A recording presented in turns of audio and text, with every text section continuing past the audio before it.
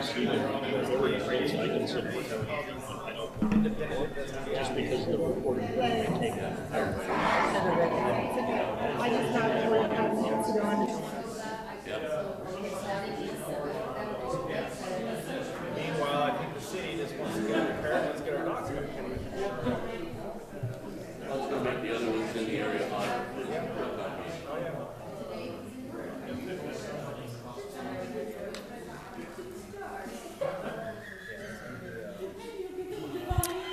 Okay, being that it is 6 o'clock, I'm going to call the Coos Bay Joint City Council Planning Commission work session to order. Mr. Skinner, will you lead us in the Pledge of Allegiance? I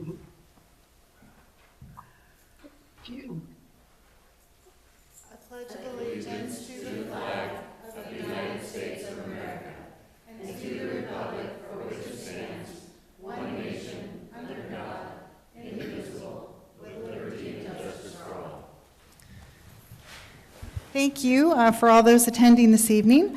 I want to remind everyone that this is a work session, so no formal decisions will be made on action items discussed in this evening's meeting.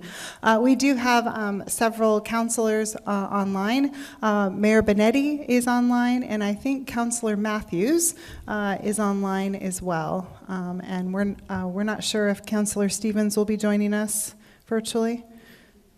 Okay, thank you. So she'll probably be joining us a bit later.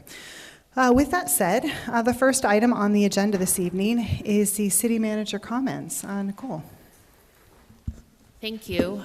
So I don't have much to share. I was going to share just a quick update on work we're doing towards the 150th birthday celebration.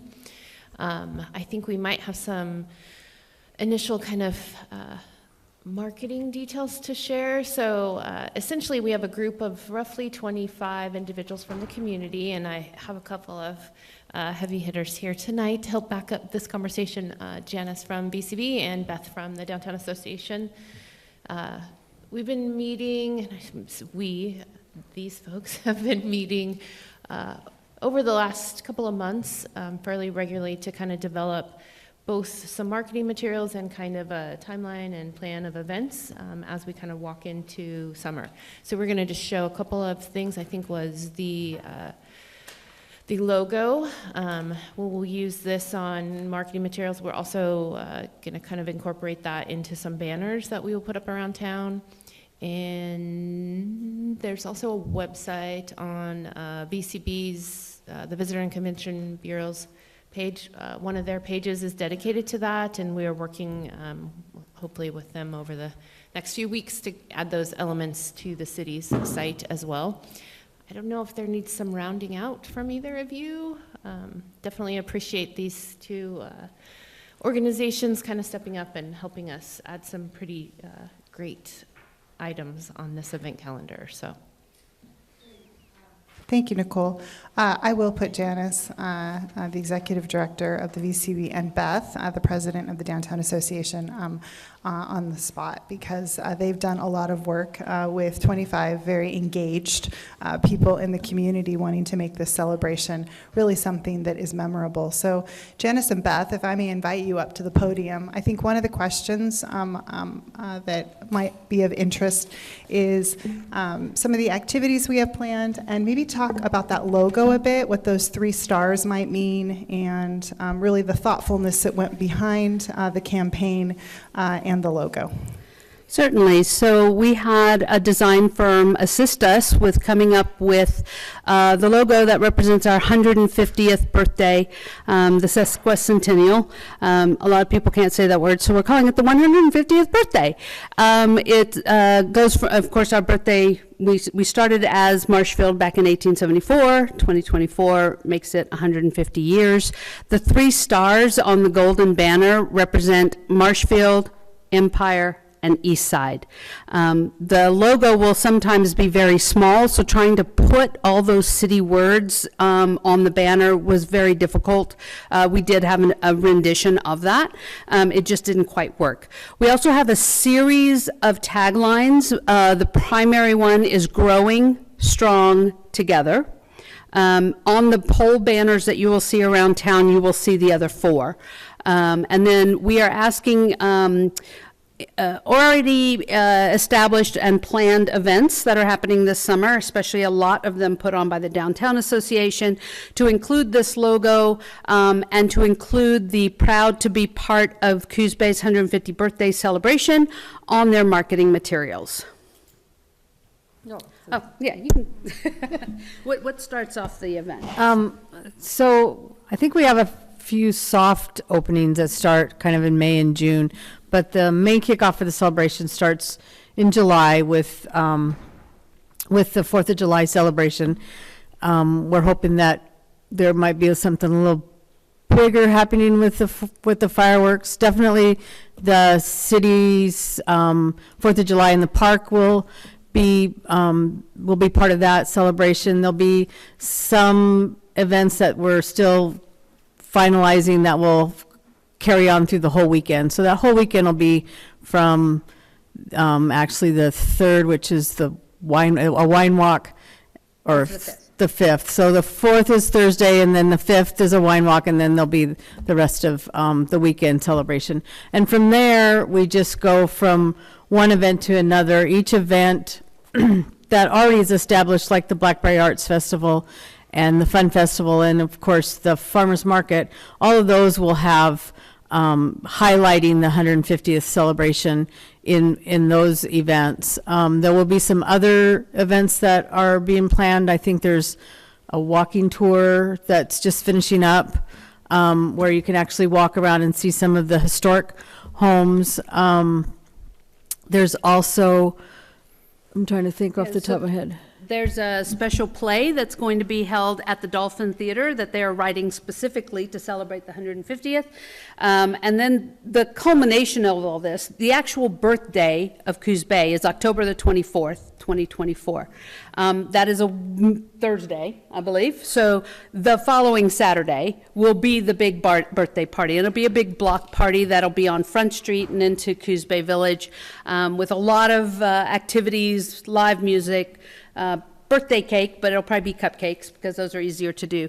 But we're still planning that, so there's lots of more information that has to come in. We have to thank the History Museum because they created a special Thursday speaker series specifically for the 150th. That'll happen in August, September, and October, with special topics such as the development of Coos Bay, how Eastside and Empire fit into our city, and then of course some tribal history as well.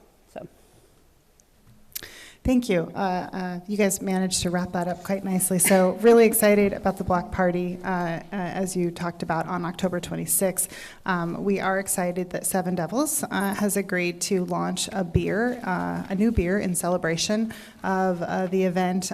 We're excited that both tribes, the Confederated Tribes of the Coos, Lower Umpqua, and Siuslaw Indians, and the Coquille Indian Tribe will be at the History Museum, so they will be participating in the event. And again, I think this is a wonderful example of a collaboration of many different organizations, really celebrating this community as it should. So I thank you, I thank the members, the 25 very passionate members of that committee, and looking forward to a really great summer of celebration. So thank you, ladies. thanks.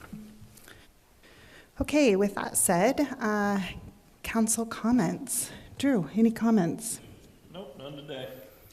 Mayor Benetti, any comments from you? I just want to thank Janice and everyone that's been involved in the Downtown Association and yourself in helping with the 150th year celebration. So thank you, everyone. And Beth, I apologize. Yes, everyone, thank you. Thank you, Mr. Mayor. Councilor Kilmer. Sure. I have a couple of things. I just wanted to remind folks that the Coos Bay Farmers Market opens on May 1st. I know it's hard to believe. That's right around the corner, a week from tomorrow. And that's May Day. What a perfect day, huh? So that opens up through downtown, and they are getting all that set and organized. So that is Wednesdays, and it runs from 9 until 2. And then also coming up this weekend, at the airport, as part of the Earth Week activities, there is a weed wrangle, and they're going to be working on eradicating some Scotch broom as well as Himalayan blackberry. And all you need to bring is yourself and a working attitude, and let's get that stuff pulled. And that runs from 10 a.m. until 12 noon. That was easy to say. That's okay. And it is at Colorado and Arthur, so you just go up past the Coast Guard Air Station, head up the hill, and then you'll see the trucks down at the end of that road. That's Colorado. Thank you, Councilor Kilmer. Councilor Cribbins. Yeah, I do. Mine are kind of esoteric, and they'll seem rambling, but I'll get somewhere. We have 3 children, 35, 32, and our last one is 18. So we just have spent 6 days traveling the country looking at colleges. We flew to Virginia to visit George Mason, and then we flew back into Cincinnati to visit Xavier, and then we flew back home for one last visit at Lewis and Clark in Portland. And then we drove home today. And I would not want to be a traveling salesman, because 2 days in each of those and traveling all the time, it's a fortune all 3 of us made it home alive. It was actually a good trip. My point was that I was going to bring it back home is when we get home, and just the state of Oregon, we saw some beautiful areas of the country and some really wonderful people in every place we went. But when we come home and you come across that bridge, I just want to keep reminding myself and all of us here how really lucky we are. And as I feel very fortunate to have traveled the globe and have seen some very beautiful things. And there are times that I remind myself that some of the sunsets and sunrises we have here on the Oregon coast, there's no place in the world that can rival that. And we really are just lucky to be in one of the most beautiful places on the planet. That was my long-winded bring it back home. Thank you. Thank you, Councilor Cribbins. As my late husband would say, we live at the edge of the known world in one of the last great places with clean water, clean air, and abundance of food. So I just came back myself from a weekend away, and there truly is nothing like driving over that bridge. And I think what I appreciate most as I get older is I'm home within 5 minutes of wherever I go in this community, so no traffic.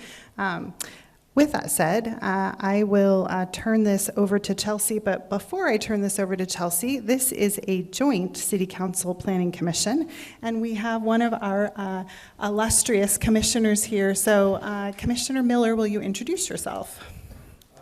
Yes, Rex Miller, member of the Planning Commission. I don't know where my buddies are. I was hoping they were here, but anyway. Rex, is your mic on? The green button. Let's try her now. Thank you. All right, yeah, Rex Miller, Planning Commission, and that's about all I've got to say. I'm here to understand this footprint and the ideas. I look forward to hearing them. Well, thank you, Rex. We appreciate you representing the commission and your input in this evening's event. So, Chelsea. And I was just going to say that it appears we have Commissioner Terry online. If he wants to introduce himself. Oh, wonderful. Thank you. Yeah, that's correct. Thanks, Chelsea. Pat Terry here. The letter P, I guess, is my icon or avatar.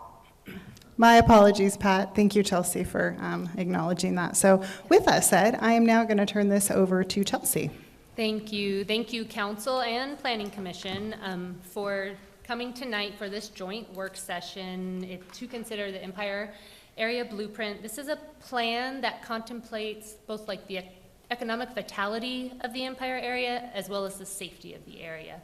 And factors that go into that that we consider are like your transportation network, your streets, your sidewalks, your bicycle paths, as well as the land uses in the area, how those all work together to boost the economics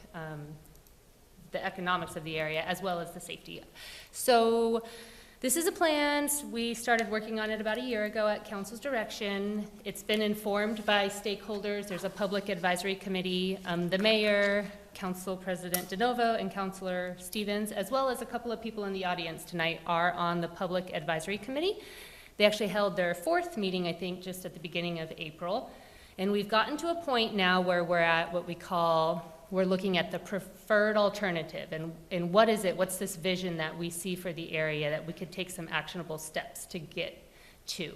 And so tonight, our consultant, Jim Hankey with David Evans and Associates, and also Emily with Eco Northwest, are online to present this preferred alternative. And the goal is to have some conversation, specifically get some feedback from Council and Planning Commission, get your thoughts so that we can take that, incorporate that information, and put it into a final draft Empire Area Blueprint plan that would then come back for adoption.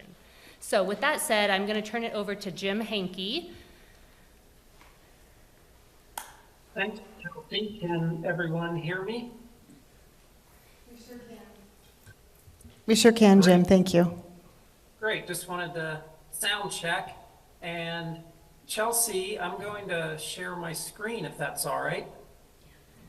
Yes, go ahead, Jim. All right. Can everybody see the title slide? We sure can. Jim, would you mind just speaking up just a little bit louder? Will do. Is that a little bit better? How's the audio? No, a little bit louder, sorry. A little louder. I will try. I feel like I'm Oh, right talking there is pretty perfect. loud. Yes, I want you to That's yell at us for the All presentation. right, I'm gonna, I'll turn it on. Okay, thanks. Well, thank you all. I'm Jim Hankey with David Evans and Associates. We're based in Portland. My training is in landscape architecture, and I'm serving as the project manager of a diverse team of planners and economists, such as Emily Pica here with me today from Eco Northwest. Emily, do you want to say hello? Hi, everybody. Great to be here tonight. And I'm excited to talk a little bit more about the investment vision for Empire. Thanks, Emily. I'm going to kick things off, and Emily's going to join in and take over towards the end of this presentation. And what we're here to share tonight, as Chelsea mentioned, we've been working with you, and we just came up with a memorandum. It's called Memorandum Number 5, and it documents what, for the moment, is I would say the consultant's interpretation of the preferred alternative that we've received a lot of input from the advisory committee and others to create this preferred alternative. I hope all of you received a copy of that memorandum and have had a chance to flip through it. But what I've done is created a slideshow that is like a summary of that document. So we can come back and look at any images, or if you want to pull up the memo itself, I have that also pulled up on my computer here. But the slide shows a bit of a summary and just review where we've been, the purpose of the project, the process we've gone through, and then start to turn our attention to the actual place and then this alternative that we've developed. It's broken into two segments, generally, the waterfront district and then the Newmark Avenue corridor. We've put together some initial cost information, and then as Emily mentioned, she started to tease out an implementation approach that we could pursue if everybody agrees this is a good direction to follow, with a lot of time for discussion at the end, because I move pretty fast through my slides. And I'm going to keep going because, like I said, we can always come back. Chelsea had mentioned that this is a visioning process that is looking at transportation as well as land use. We also heard from the committee, though, that don't forget about the area's history and character. So very broadly, those are the types of issues we've been looking at. We have a 7-task process we've been working our way through over the past year. And you can see in orange that we're nearing the end of our process here in April of 2024, and this preferred alternative memo, if everyone likes it, and we need to then keep moving by creating a draft blueprint document that we can then bring to council, ideally for adoption sometime, let's just say June is what we're targeting at the moment. I mentioned the place. I'm sure all of you are familiar with Empire, and our study area was defined by this light blue boundary. I mentioned generally there's two main pieces, the waterfront and the corridor. And we've touched on the history and other factors, so if we put our vision into words, this is what we've come up with for the moment. A scenic, mixed-use waterfront connected to a revitalized Newmark corridor that celebrates the area's history, including ancestral tribal lands, seat of Coos County, and the shipbuilding and fishing legacy of the area. In the future, redevelopment will feature a mix of uses, including businesses, housing, recreation, and public spaces that are well connected through enhanced transportation options. That was our team's attempt at just trying to capture in words, what is it we're imagining in the future for this study area? We created a number of exhibits because if you're like me, you're more visual than written. Here is a palette of features that we have applied to some aerial photographs of this study area. This palette of improvements includes things like redevelopment, where some new parking might be developed. Food trucks is one item, wayfinding signage, bike lanes, potential landscaping, decorative paving. There's some city-owned parcels. There could be some new open space or landscape features. And then there's a variety of intersection improvements. And again, that blue outline of the study area. So this is our painter's palette, and I'm going to walk you from west to east through the corridor and show you how we've applied some of these ideas. Again, these are just ideas. They're not a final plan in any fashion. They just hopefully will help you start to imagine with us what change could look like. So let's start on the west end at Hollering Place, right on the water. The city owns Hollering Place, and through our conversations, we've developed an idea where Newmark Avenue could be improved with some streetscape improvements to lead to potentially a small waterfront park right next to the boat ramp. Behind that park, between Empire Boulevard and the waterfront, we heard a lot of interest about how popular the boat ramp is. And so we proposed, at least in the near term, that some additional parking may be developed here at Hollering Place that could serve as a very flexible space. It could have things like food trucks. It could be perhaps closed on certain days of the year for special events. And at other times, perhaps, when the boat ramp is really getting a lot of use, some boat trucks and trailers might use this space to park.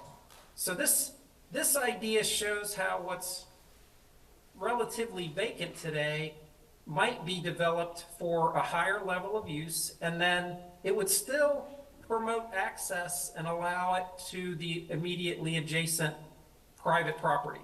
So we just kind of dashed in here with arrows how access could work and tee up what could be future redevelopment of that private property. And in your memo, there's another diagram that I didn't include here that shows a longer-term vision. So we can talk about that later. As we move from west to east, we wanted to highlight that there's the Oregon Coast bike route, and we went ahead and proposed a slightly modified route where right here at the core of between Arago Highway and Cammon, the bike route might peel off to the south a block on Michigan, because Newmark Avenue on these 4 blocks is somewhat constrained. So we just wanted to diagram this idea of the consultant is proposing shifting the route 1 block over because there's more room to accommodate that in a safe manner. So let's zoom back into those 4 blocks here. Marple, Wall Street, Wasson, and you can see how we've shown some crossing improvements at each intersection. And then these magenta stars are new wayfinding signs that could be located throughout the corridor, promoting pedestrian use and helping people get informed about the many destinations in the area. This red and white striping we have located on blank walls. I took a tour through the corridor using Street View and tried to see where there were some blank walls that could be developed as murals if there's interest in pursuing that. There's a couple of city-owned parcels here in blue, in addition to a parking lot project that's been proposed at the corner of Wall and Newmark. So that's all been indicated. And then you'll see some orange blocks that we've placed here and there throughout the corridor. And those are on some parcels that, based on some initial analysis, could be ripe for redevelopment. So we wanted to identify where potentially how a new building and some new parking might come and fill in some of those missing gaps. You see these green stripes? That's where we've indicated that there could be bike lanes. And I'll keep moving. We have some 3D images to highlight. Some people, have a hard time reading 2D plan views, but here's a 3-dimensional image of how this segment of the corridor looks today. And then in the future, how infill, like this blue building here, or some wayfinding signs could be dropped down and enhance this segment of the corridor. So not a lot of change, just adding some improvements. I'm going to keep marching east. Here we are from between Wasson and Morrison. And you see much of the same type of improvements being applied. The striping for pedestrians at the intersections, some wayfinding signs here with these purple stars. But there's a transition right at Cammon where a more narrow corridor on Newmark turns into a wider segment. Based on the city's transportation system plan and other conversations, we're envisioning how the 5-lane section of Newmark between Cammon and to the east could be transformed into 1 travel lane in each direction, maintaining the center turn lane, but transforming the outer lanes into bike lanes. Because again, this is the Oregon Coast bike route. And I mentioned that rerouting of the bike route to the south here at Cammon. So the bike lanes would not continue on Newmark past Cammon to the west. They would turn off and then head over to Michigan. You can see again the murals. You can see again how infill development could occur along the corridor. Continuing to the east, you can see the bike lanes, the center turn lanes, the travel lanes, the crossing improvements. There's a really big blank wall close to Schoeneman. in a couple of locations. And then as we hit the Y at Ocean Boulevard, we went ahead and indicated how some of those striping and bike lanes could look in the future to try to promote the range of transportation options in that somewhat tricky location. So today, there's 2 lanes in each direction, like this cross-section indicates on the top of the screen. And in the future, how we could maintain 1 lane in each direction, but transform the outer lanes into more bike and pedestrian space. Here's how things look generally today near the candy shop. And here's how they could look sort of in a cartoon illustration of how the future could look with the bike lanes and the wayfinding signs and other improvements. Heading further east, the 5-lane section of Newmark actually narrows between Wallace and Norman. So you can see how some of the bike lane buffering goes away because we just don't have as much space to work with. And I can show you that here in a cross section. Today, there's a travel lane in each direction, so similar to what we're proposing in the future farther to the west. And there's just some narrow sidewalks and a little bit of extra space, but in the future, we're trying our best to see if we can squeeze in some bike lanes by tightening up the travel lanes. This is sort of how it looks today on the far east end of our study area, and in the future, it could look something more like this. Okay, I mentioned costs because none of this stuff is free, and everybody wants to know how much are we talking about here? In the memo, in the appendices, you'll notice a more detailed accounting. We broke the study area into smaller bites just to get a sense of if you started to focus in certain areas, what might those numbers look like? And you can see it ranges between 400,000 and almost 2 million, depending on which part of this study area we're talking about. The waterfront, with its envisioned waterfront park and some street improvements, is the most costly in this vision.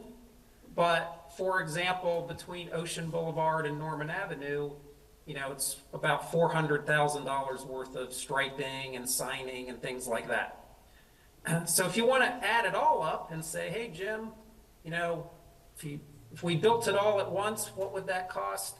Well, approaching $5 million, and we built in some contingencies because this is a planning study, not a final design yet. But it gives you an idea of the type of investment that would be required to realize some of this vision. And I want to point out, this does not include the private development. This is more of the public part of this vision that you've seen. So with that, I'm going to let Emily take over for a little while because she's been thinking about the strategy of how could we make this happen. So Emily, you just tell me when you want me to advance the next slide. Sounds good. Hi, everybody. Happy evening to everyone. So Jim went through the overall redevelopment vision for the area that we'd love to hear feedback on. And then the investment vision is something we've boiled into basically starting with the Newmark corridor and some of the sites that exist along the Newmark corridor that could be more incremental development opportunities, and then building up to a potential waterfront redevelopment in the future. Next slide. So in thinking about what needs to happen to actually make the streetscape enhancements match up with potential development, I always put together a framework like this that follows kind of like when you were in grade school writing a an article. So what is a set of projects that can catalyze new development at Empire and fulfill the community's vision and attract more activities? When? So we've put together some lists of actions that could take place over the next few years, and then also actions that would be happening after about 2027 that need some prep before they would happen. We've divided this study area in terms of the investment framework into two areas, Newmark Avenue and then the waterfront. And Jim has pretty much also done that with his diagrams. We really do think the city is leading a lot of the projects related to infrastructure, but there's a lot of potential partnerships that the city could enter into to actually fulfill the full vision. And then how is talking about funding, available staffing, what kind of local champions you have, and external grants. And then why, you need to think about how to prioritize the different projects in terms of how much they move the needle on the vision and the potential to attract development. Next slide, please. So in this area, starting with the who, there are a lot of potential partners. You have an active community coalition, you have the Confederated Tribes and the Coquille Tribe. You've got property owners in the area. Already you're seeing at least one redevelopment happening. And there may be other people, once they see that, that may say, that sounds interesting. I'd like to explore that too. And you also have people that may be interested in improving existing buildings. You have developers, both local developers, but also people that may be looking for new opportunities in Southern Oregon. And then you have businesses that are already involved, and there could be potential for additional coordination through, for example, a business association in the area. And then you have partners like state government, which might be able to provide grants beyond what you can do locally with your urban renewal area funds. So there could be grants that could support things like the waterfront park or improving the bike route that Jim was describing. Next slide. So how to think about the different projects. This is something that Echo Northwest does regularly when we're putting together these implementation strategies. We're thinking about how can the project help leverage the new development? Does the community support the project?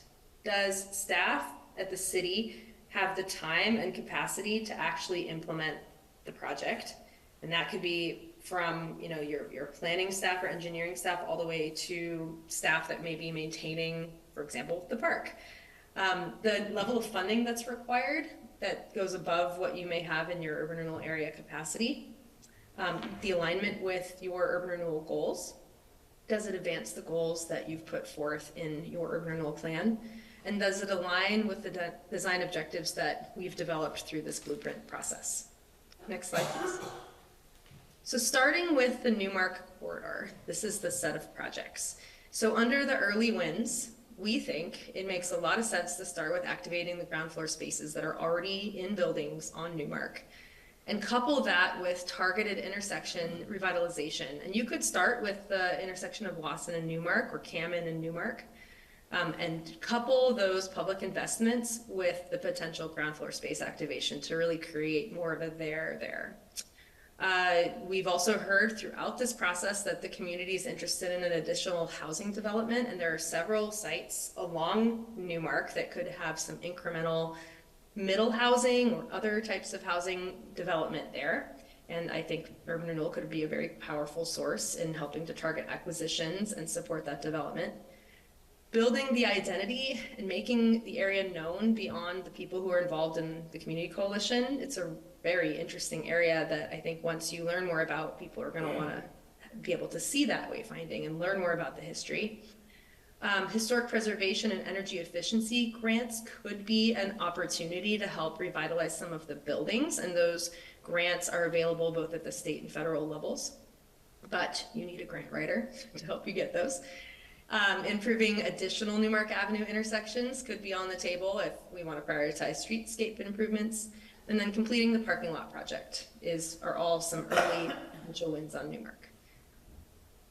Phase 2, if you've done some initial thinking about that housing development potential, you could in phase 2 start really trying to spur development, like acquiring properties and releasing RFPs, helping existing property owners who might be interested in developing get over the hurdle, helping them study their sites. Installing that wayfinding system that Jim, all those magenta stars that he had, that a phase 2 project could be actually installing that system and constructing gateway monuments. Investing in the roundabout is also in phase 2. It's a little bit further on. And then working with the transit district on improvements near bus stops. It sounds like they already have some funding that could help to support that. And then overall, phase 2 is installing the full road diet that Jim's been talking us through in the previous slides. Next slide, please. So we haven't talked much about the waterfront yet. We've been focusing a lot on the road diet, or the road menu, as someone came up with in one of the previous meetings. The early win, I mean, a lot of what needs to happen on the waterfront in the next several years, if you're interested in exploring development there, is to understand its potential opportunities and limitations. So the first thing is to look at the land use standards. Would you need to make some adjustments? Right now it's a planned unit development district, I believe, so talking that through and seeing whether you need to make adjustments. And exploring the relationship to the boat ramp and potential interim improvements on the city's site related to those boat ramp improvements or longer term improvements. And we've heard from community members about that as well. On the waterfront sites, it sounds like there hasn't been a lot of pre-development work done to understand what's happening on the city sites or on adjacent property owners' sites. So that could be the role of the urban renewal area funds to help do some site studies to understand the soil quality, the risks related to liquefaction and flooding and all of that. And then beginning some conversations about potential public-private partnerships with adjacent property owners. There's also the potential to expand the cultural, the significance of the Sawmill and Tribal Trail and integrate that into the full area. And then if there are any projects that feel slightly outside of the realm of the urban renewal area project list, you might need to consider an amendment, but we haven't gone at all far down. We've not really done a great cross matrix between these projects and the urban renewal plan. So that's just a question mark. Under phase 2, we think it would be worth some additional public outreach on the priorities for the site to understand whether people really want to see a park there, what their interest is in boat ramp improvements, the type of development that people would like to see, and to develop a master plan, which often looks like, depends on if you are partnering with the adjacent property owners, that can look like a framework of where the connections would be into the site and how the open space all connects. Developing that park could be a near term, or sorry, a phase 2 potential activity starting in 2027 or beyond. You could release a development solicitation for the site that the city owns, and then considering how you want to approach honoring the cultural significance of the hollering place, and that could look a lot of different ways. It would require outreach with the tribes. Implementing those street improvements, and then exploring whether you need to make additional investments in the seawall. That's a lot of projects that we can talk through in the discussion. Next slide, please, Jim. So my final slide is how and how much. So we already know the urban renewal area has about $14 million remaining that may be available to fund projects. And it sounds like the project list is a little bit flexible. So urban renewal is an important funding tool, but it is by no means enough to fund this full project list that we've been talking through.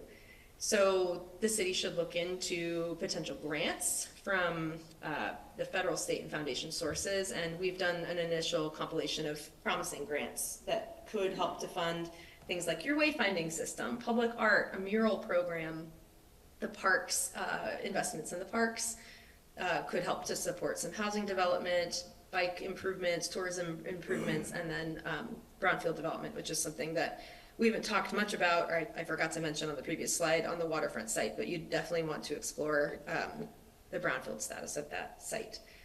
So, and in addition, I think an important partner in this would be the developer of the waterfront site that would potentially help to go in on some of those investments with the city. So that's it for me. Jim, I'll turn it back to you. Thank you, Emily.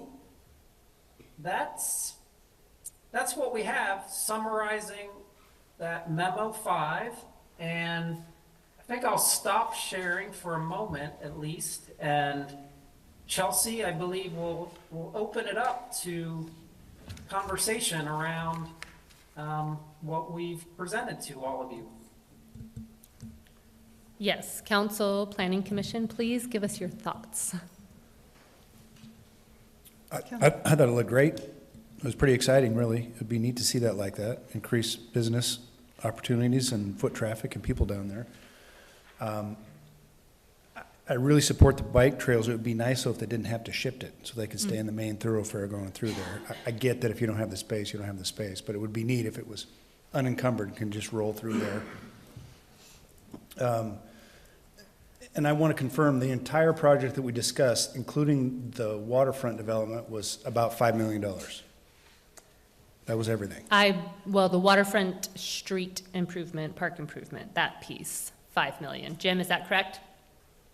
Yeah, it's not the actual private development. That would be above and beyond the 5 million. What we have put a cost to is kind of upgrading the streets in the waterfront and developing that small park and this new parking expansion related to the boat ramp.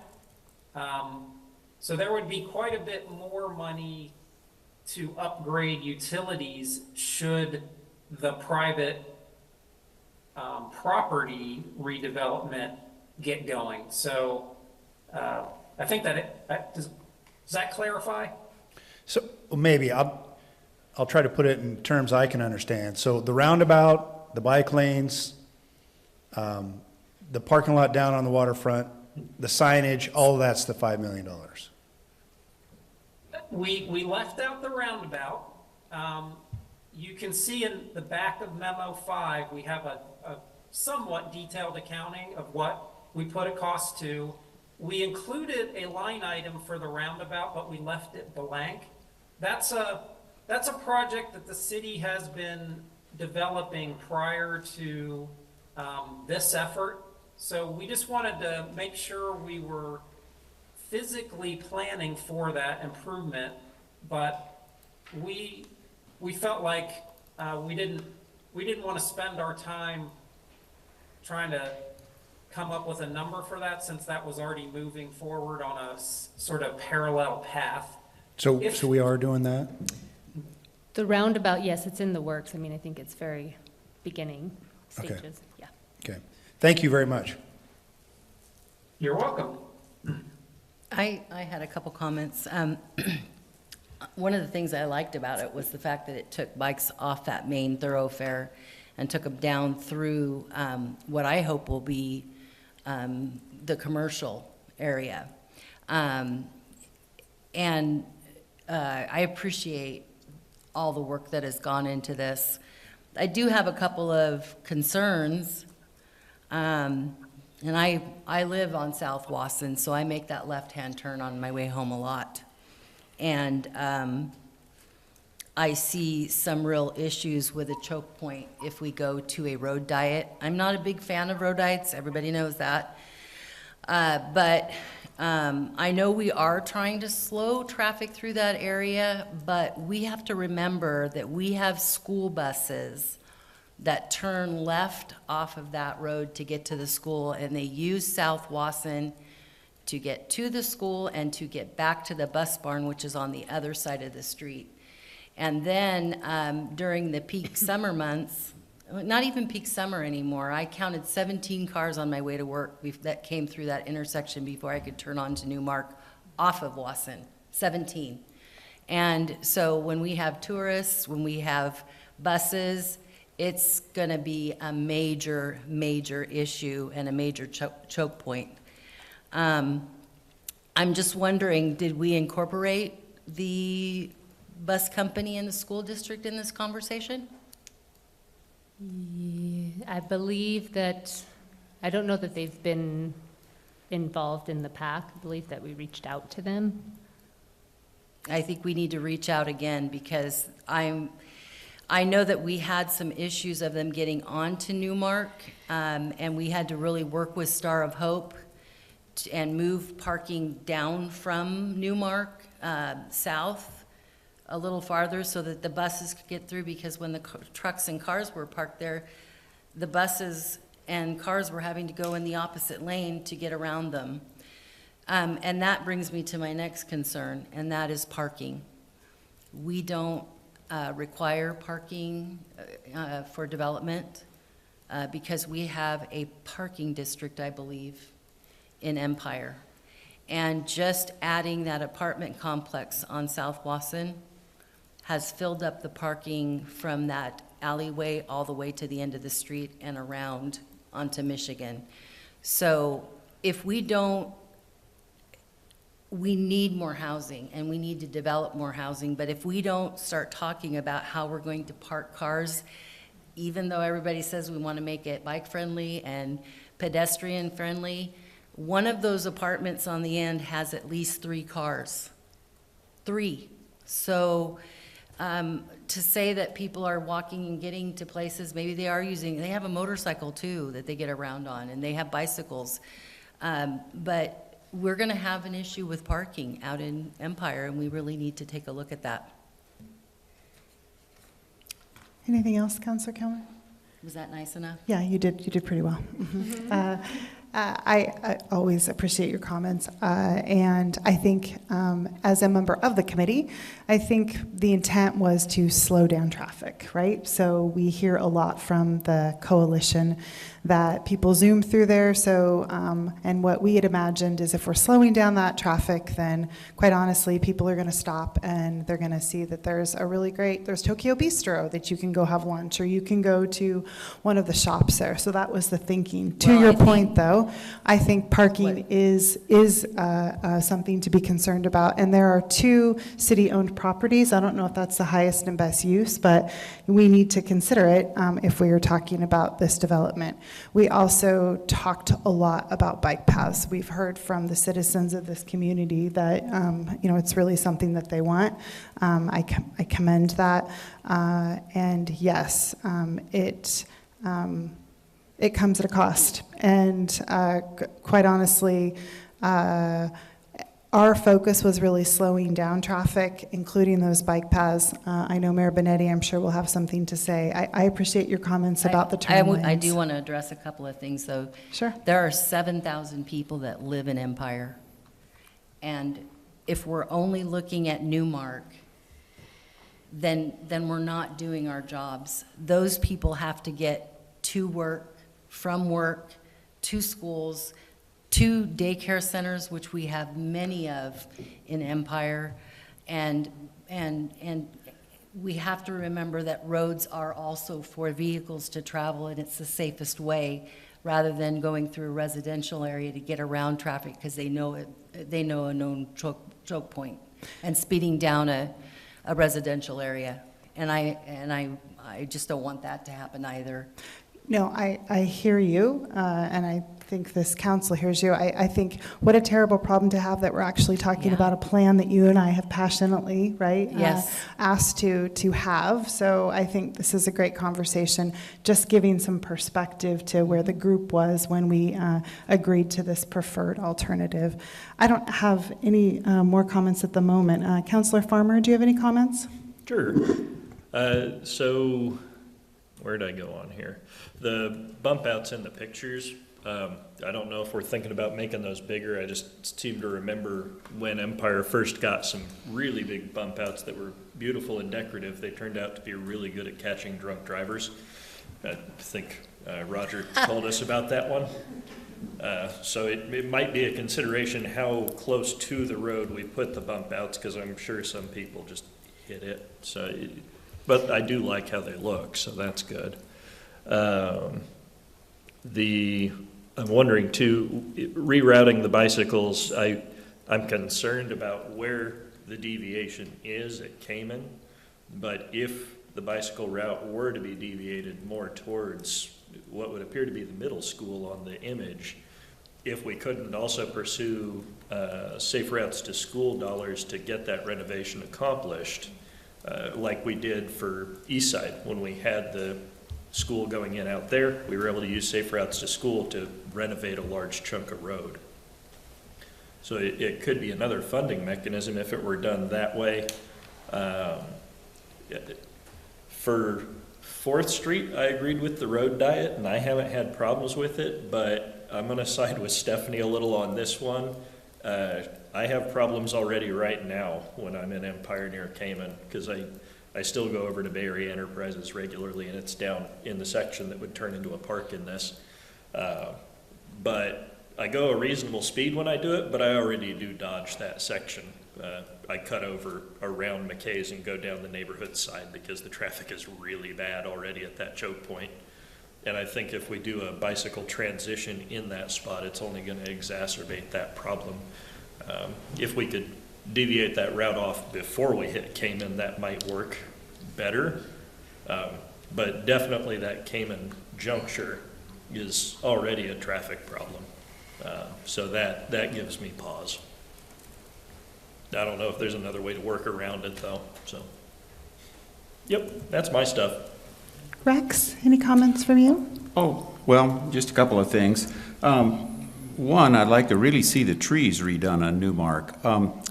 We used the wrong trees there. We used Armstrong maple, and the wind has just beat them up. They've always looked like Dr. Seuss trees. We need to have something lower. You notice the ones that are protected behind the buildings don't look too bad. But anyway, this would be a great time to make that change. Then, as far as Newmark goes, I'm not real sure. I'm not real sure we need a bike path on both sides. You know, when you come through Newmark anyway, you kind of thread the needle with the Monaco, or the big boat behind you, and especially if you get down to a roundabout, I think I'd have some problems with that. But who knows? Maybe it could work.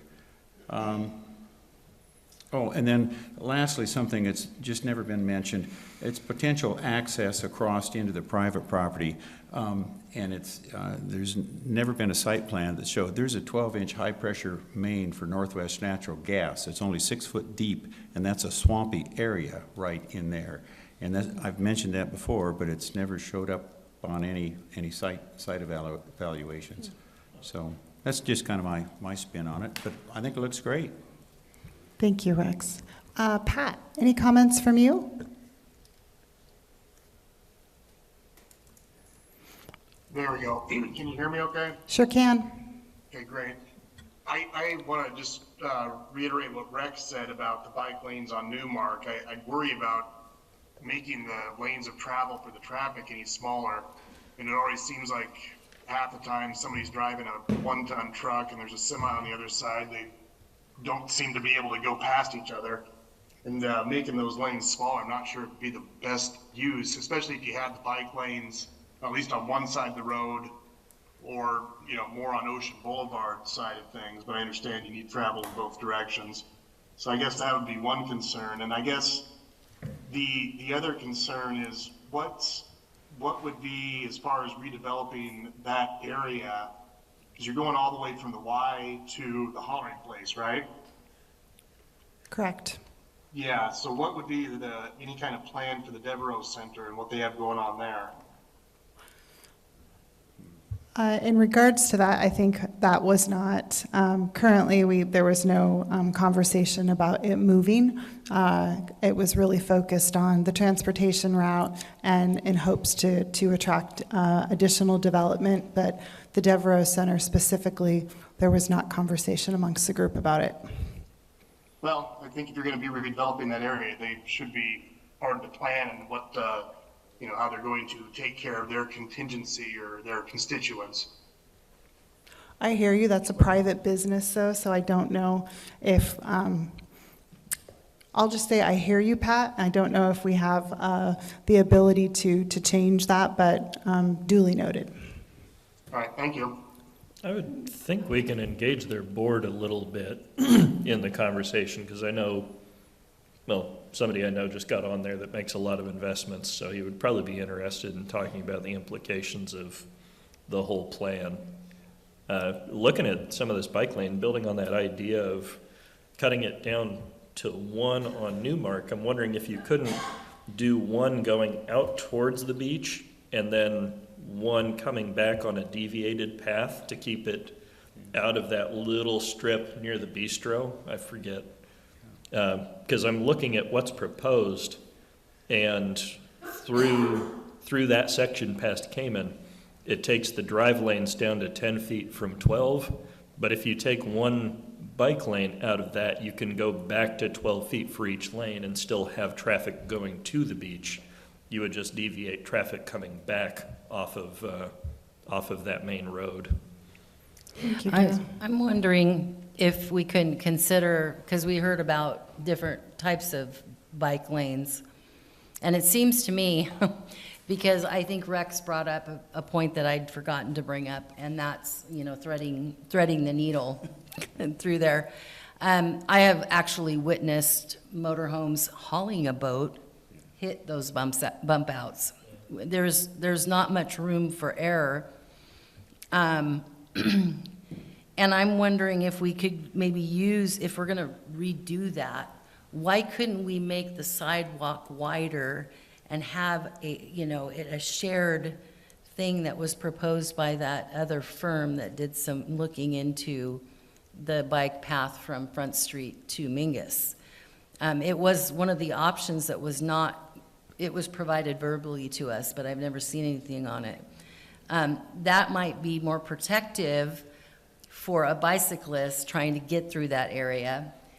And do it on one side. Don't try to do it on both, because we are going to have an issue with the larger vehicles. And one of the 17 things that passed me this morning was a great big Monaco type motorhome with a boat they were pulling.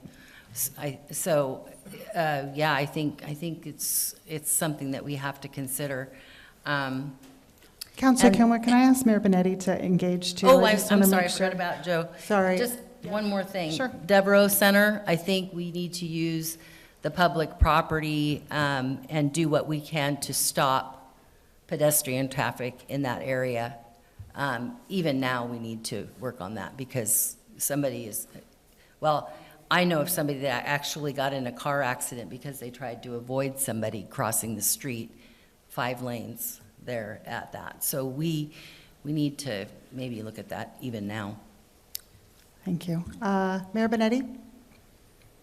Thanks. This is deja vu. When we did 4th Street, I heard some of the same comments that I'm hearing today about how many traffic we have going through there, and school buses and on their way to high schools and whatever. So again, I think it's proven to be, even with the businesses that were opposed at that time, a very successful transformation of a road diet. We had the citizens and the businesses engaged in this dialogue, and they support this type of slowdown and road diet. I can tell you also the thread the needle that Rex was talking about was with a roundabout. Well, the bike path won't be going through the roundabout. It's going to take a deviation according to what David Evans has proposed, and I think that we need to think about that. If we really get serious about this and are concerned, I guess we can do a traffic study, but I would ask Jim, because I remember when we did the 4th Street road diet, that this is really not heavy traffic. If you go up into the urban areas, you will see what heavy traffic is, and you also will see bikes along a very downtown Portland going to OHSU, and it works. I'm not saying it's always the best. I think this is much better than what's even perceived up in this area. That I'm saying this area because that's where I'm at the moment. But I think that we can ask Jim if, we think this is a lot of traffic, but truthfully, in the scheme of things, this is not a lot of traffic. And so I think that we needed to put that in the perspective that it is. And, the traffic has a choke point in the downtown Empire area and has another choke point also, theoretically, on Cape Arago. We have 2 lanes going all the way out to Charleston, and there's bike routes out there. I wouldn't ride on it. I don't know if Rex does and some others, but that's, I think, really a dangerous spot. I think these are going to be not a little bit, they'll be much safer than what goes out to Cape Arago. So choking it down, as we were talking about, up above and bringing it into that area will make it much more appealing to that area and for development, I believe. Right now, I think that we need to look into the school buses, maybe talk to them and make sure it's accommodating. But we ran into the same problem in Eastside with the school buses, and we were able to accommodate those routes and those school buses. So again, I think that's something that we should think about doing and reaching out to them. So Jim, can you answer my question? Is this heavy traffic compared to some others? Well, let's be, I think in the eye of the beholder. But working with Angela Rogi is a transportation planner at David Evans, and she's been engaged throughout this process. Based on her looking at the traffic numbers and thinking about these proposed changes, she wasn't too worried. She thought that the volume of traffic moving through the corridor, the changes, were not out of line with the traffic numbers today and looking into the future quite a bit, really. She thought there was a lot of capacity for increased use of the corridor. So that's kind of the short answer is I think what we're showing still works from a traffic perspective. Will there be kind of increased delay in the future? Well, if additional development and tourism goes on, yes, to a certain level, I think during peak hours and peak seasons. And there's not too, that's happening, I think, today, but the changes are such that I don't think it really creates too many issues from her perspective and initial analysis. I will say, this area benefits from a historic grid, which is great, all these parallel routes. I think the ideas about, maybe the bikes, possibly we could study, do they go further to the east on Michigan? I think there might be some ideas there that are worth pursuing, but Angela's only real concern was that section of Newmark between Cammon and, where the new roundabout would be located at Arago Highway where it turns. That segment was where she thought having bike lanes on Newmark started to be a little bit more challenging because of the physical constraints, et cetera, and the turning movement. So that was why we showed that alternative route. Mr. Mayor, I don't know does that answer your question, or did I kind of dance around the pros and cons of, No, I think it was important that everyone realized that there was a traffic engineer that was involved in this development, and those were analyzed, those traffic patterns and what we had. One other thing was brought up is parking. We don't have to have a parking district. We can eliminate the parking district and leave it as is. And from any new development coming in, they were going to have to accommodate for the parking. So I think those are other options that we have for us to think about, put before the Planning Commission, Rex and Pat, along with Chelsea. That's something that I think that we can put into, or they can look at. If a development comes in for housing, they can look at the potential parking necessity that they would have to provide if they feel it's necessary. So I think as a group, Chelsea, I think you've got direction that we want to reach out to the school system to see their level of concern about this. We also have proposed doing one lane bicycle path and maybe some options there. So we're probably not going to meet unless, Jim, you guys have always impressed me. I don't know if we'll meet that June deadline now, but there's obviously some work to do before it's brought back to this council. I don't know if there are any other comments. I see Councilor Cribbins. Yeah, I had a couple. I was, for clarification, I'm with you, Stephanie. I hate road diets as a driver. In fact, if I had my own lane where I could go as fast as I wanted all the time, that's what I would like. But that's not reality. So when I look at this, I think if I lived there, the change would be not daunting, but it would be real. There would be a real change. But if I look at it at a 40,000-foot viewpoint as vision, I think the potential for growth there and new development is pretty appealing. Now, you may or may not like this comparison, but I remember when Sisters was just a dirt hole that you went through. And now they're a thriving community, and that traffic is car to car from one end of the town to the other. Now, I'm sure if you lived there and you had to work there, it might be something you had to get used to. But as a community, it's really helped their community. Leavenworth, Washington is the same way. Old Town Fairfax, Virginia is the same way. And those are, I think those are vision decisions where a community wants to decide how it wants to grow and how it wants to develop. As to parking, what I did notice was I thought I saw 6 grayed out areas set aside for parking.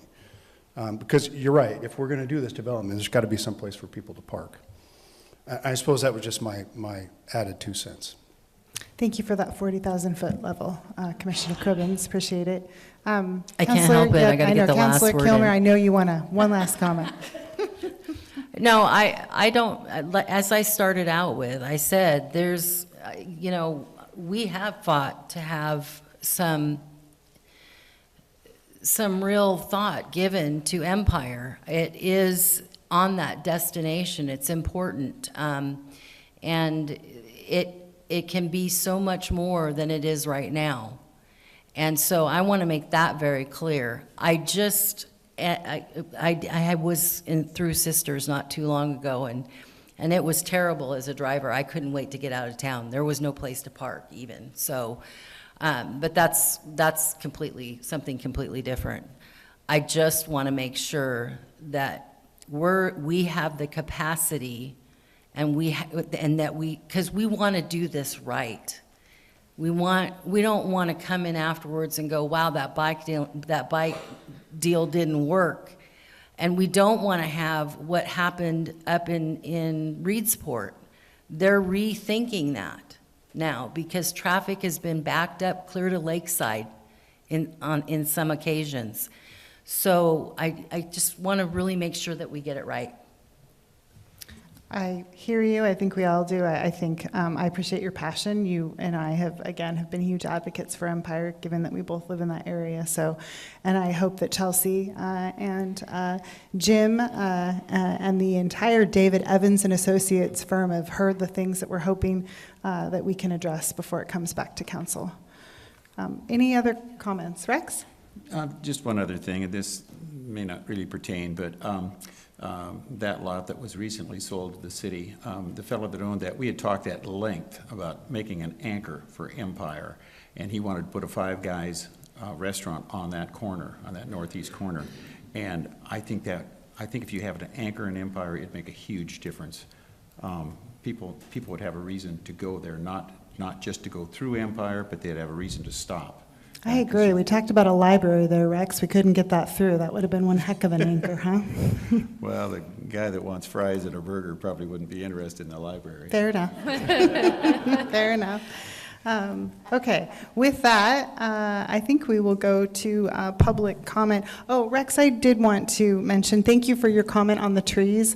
There was lots of conversation amongst the committee, and one of the things I think those trees will do will be to soften that area. So Empire has, there's a prettiness and a grittiness to this community, and we thought if we used the right trees that we could soften it. And Jim, I think also we talked about more street lamps for better lighting in that area in hopes that people would start walking in that community. So thank you for those comments. Jim, I had said it in my last in our last meeting. You have mentioned it verbally, but there are, as you know, 2 tribes in this community. So when I see the Confederated Tribes of the Coos, Umpqua, and Sayusla, there is also another partner, the Coquille Indian Tribe, is a potential funder. So if we can make sure in all of those, all of that information that we've addressed that would be really helpful. So with that said, I really am going to go to public comment now. So Christine.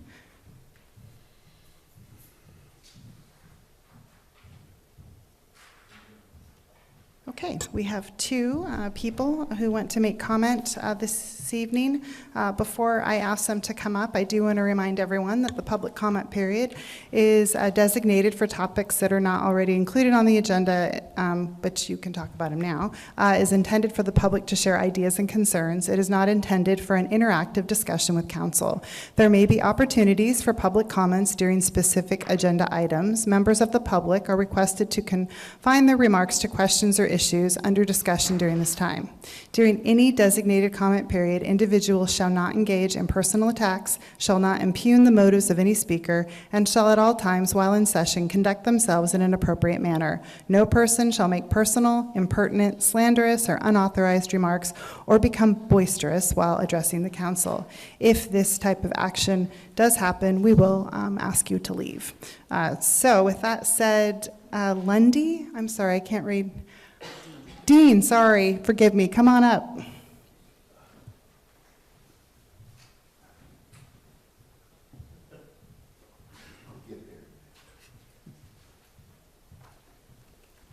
Dean Lundy, a member of the Empire Coalition and the owner of a good chunk of the Dean, hollering. forgive me, I don't mean to interrupt. Would you mind speaking into that mic? I want to make sure everyone online can hear you.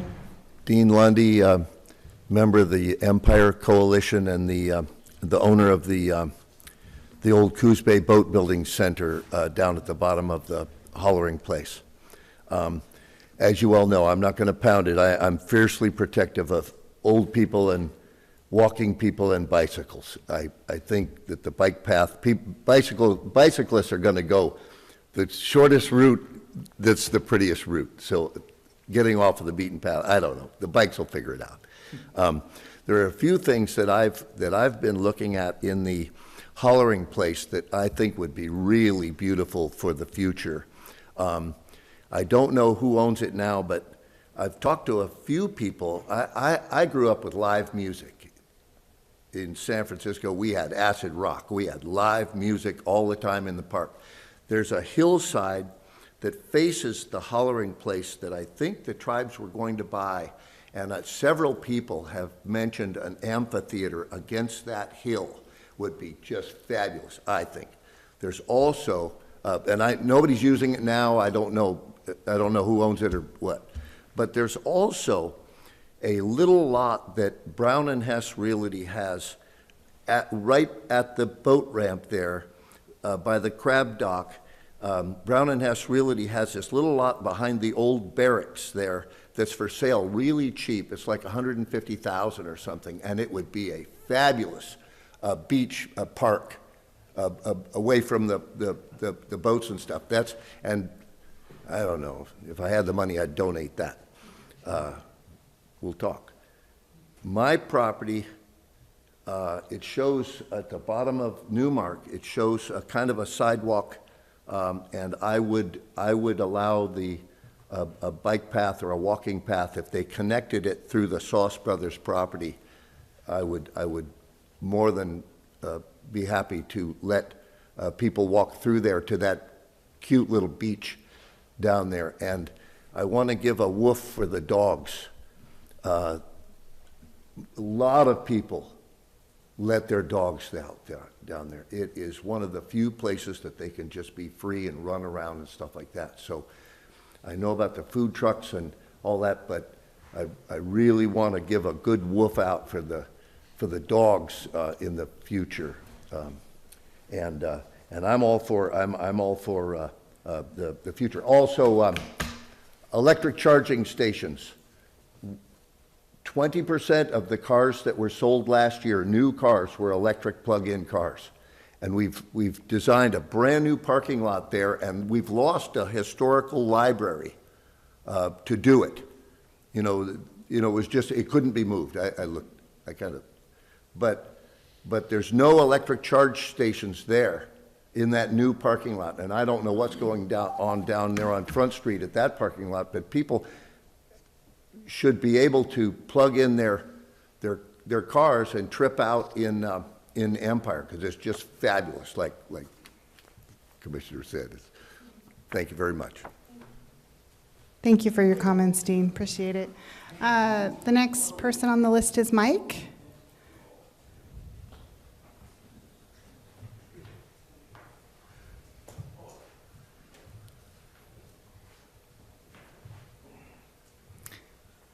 Dean, you did a heck of a job with staying within 3 minutes. I don't know if I reminded you for that. So, Mike, you always stay within the 3 minutes. But I try. You have any extra? You can't do that. Nice try, Dean. But, Mike, you have 3 minutes. Yeah. Okay. Well, I sort of tried to make some notes as I was getting some of that stuff going on. But in Empire, downtown Empire, that road coming through Empire is a road. It's to and from places, so it's not really anywhere people want to stop. I tried riding my bike down there, but those bump outs actually push bicyclists into the traffic. They're deadly, ridiculous. And the next street over is you could land a Boeing 747 on it, whatever that is, Michigan. Beautiful street, empty, never used. It's used for free parking or whatever. There's plenty of parking on Michigan that could be put in diagonally to absorb some of this parking so we don't become just an area of parking lots, which, you see in a lot of cities where it's just cars and parking lots, and you have to fight your way to get around everything there. I'm more for bikes. I think bikes could go through downtown Empire if you got rid of the center lane. There's 12 feet in the middle of a road that doesn't get used. If you made that 2 lanes and you put a roundabout in, if you want to make a left turn, you can go down to the roundabout, turn around, and then make a right turn when you're coming back. It's just so much is overbuilt for convenience, and especially for convenience of motorists, in my opinion. Also, I think anything that comes off of Newmark, let me see, whatever it is, Cape Arago, Newmark, heading towards, I call it the Walmart district. Basically, I think you should turn right and go down Ocean to give us a route into downtown Coos Bay. Newmark is becoming a monster of a strode. It's not a street, it's not a road. Got a lot of fast food places there. Traffic's going on ridiculous speeds. And that's another thing, too. Speed limits need to be addressed in this city. Cape Arago, when you come out of Empire, Cape Arago is 35 along that stretch. That should be 30. Especially with bike lanes there. You've got bike lanes close to traffic. It should be 30 all the way to the city edge there. 101, I think, is absolutely disgusting. That's 45 miles an hour speed limit along there. Reedsport is 30. It's safer. There are other users. Not everybody's in a car. Not everybody can afford a car. Not everybody wants to drive a car. That's that. The other thing, let me see, what else did I make? The boat launch, the boat launch down there at the foot of Newmark, that is prime property. It's beautiful property. It is absolutely covered with a disgusting parking lot. For parking, it's just, to me, it's a waste of space. I think it needs to be really looked at. When I look at Bandon has a marina that is right down there. It's a lot more compact. It doesn't seem to have this vast open industrial feel to it. It seems more, and then you got these seafood places along the waterfront there. Bandon has done a good job on their waterfront. Plus, there are a lot of cyclists come along there and get their fish and chips. In fact, I've done it several times. So that's one little aspect on there. There are other things, but I never did see this plan or these alternatives, but I like the look of them. And I think also the area needs to limit drive-through restaurants. Drive-throughs, we love them, but they are, they consume a lot of problem. They cause a lot of traffic. Everybody loves to be in their cars, eat in their cars, shop in their cars, do everything in their cars, and then they want free parking on top of it. There comes a point where there's just too many cars and too many transports, too fast. I think that's about it for now. Just my little notes I made here. Anyway. Mike, I think that was 3 minutes, but any final comments? No, that'll do me. Okay. Yeah. Thank you very much for your thoughtful comments. That is it on the list, but we have an audience full of people. Are there any other comments, public comments that want to be made? One, please, come on up. Tom Greaves, 155 South Mill Street. That's the McGee House down at the boat ramp in Empire. I would ask that Chelsea share with the council and the joint boards all the emails and pictures that were sent to her having to do with the plugged up boat ramp, showing it completely covered, the grassy lot covered with vehicles last summer because of the 5-week salmon season. But this year it's going to be really important because east side's closed and Empire's going to get real busy, and it's the best boat ramp in the bay anyway. It's where the 2 marinas are, So if those got shared with all of you, then you would see the information that was shared with the design team that in part possibly led them to drawing the parking lot with the food trucks and the grassy in front, where the dogs can go. And yes, they do. I'm with Dean. I look from the opposite end of that, diagonally over at Dean, and he looks over at me. But you know, I'm just going to guess up to 30 on a big day. 30 people come and go easily. There's a group in the morning of 6 or 8 of them come every day with their dogs. They all interact. None of them are leashed, and so yeah, dog park is part of what it is. But anyway, if that gets shared with everybody, then I'll come back sometime and talk longer about it. Great. And Tom, I did not mention that he is also on our 150th celebration committee, as well as was a member of this committee. So thank you. Really appreciate your work. With that said, I would like to thank Jim from David Evans and Associates, Emily from Eco Northwest, and to all those who have worked so diligently on this. Again, I think I've said it a number of times.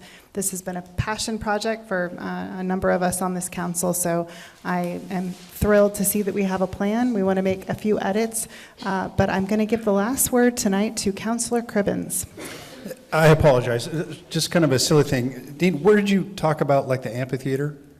Oh, well, there's the wayside where people park and look and read the history of the up on Right, the, just down below that. Yeah, evidently the tribe had a plan to build an apartment building against that hill that went 30 feet above the highway, which would have been a 80 unit something or other, and Yeah. nobody's using that hill, and it would be fabulous. Leaving the wayside alone, you know, for people to view the area. But up against that hill. How does Tom feel about that? They own the upper bluff, Dean. Yeah. They don't own the lower lot. They just own the upper lot. They own the corner 100 feet. Okay. If you look at the tax map, because I asked the city to mow one time when they were up. I caught the city mow guy, and he looked it up on his phone. We don't own that. And yeah, they own the low lot, but it's only 100 feet. Okay. It's 100 feet by maybe 50 feet. Right where Newmark. So it really isn't big enough for an amphitheater. Yeah, it isn't big enough. Yeah.